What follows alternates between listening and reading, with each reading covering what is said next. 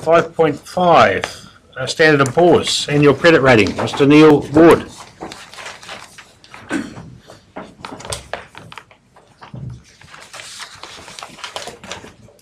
Good afternoon, Neil. Good afternoon, Worship and Councillors.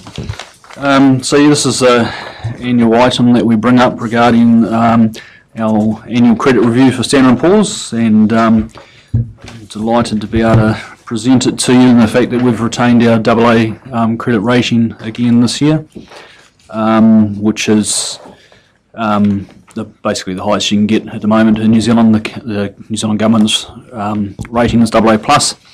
And the value of that to council, as you see in the discussion part of the paper, with the credit rating and the being a foundation member of the LGFA, is worth $730,000 to us per annum at the moment. So I'll take the rest of the item as read and open for questions. Thanks, Neil.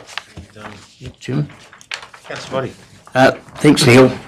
On page 135, in regards of that first paragraph, 135, after capital account surpluses.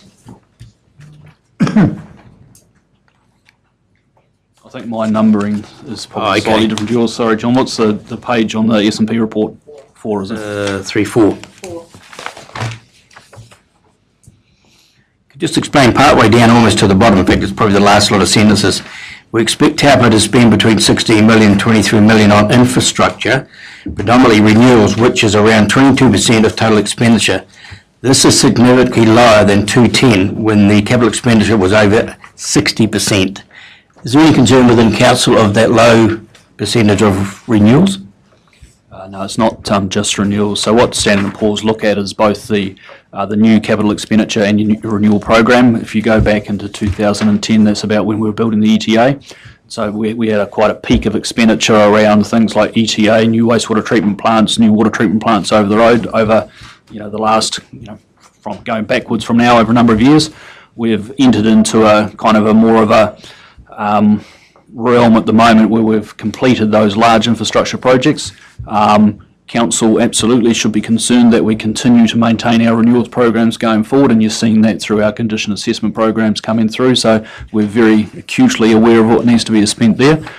So I guess Council should not be concerned by that statement about the 60% then versus the 22% now. Okay, thank you. Any other questions on Mr.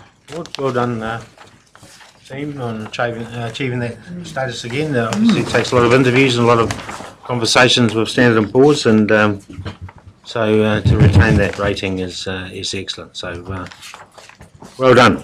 Right, suggested recommendation there. We received the report from Standard & Poor's. Moved by Councillor Cousins, seconded by Councillor Harvey. All those in favour, please say aye. Aye. Against, carried.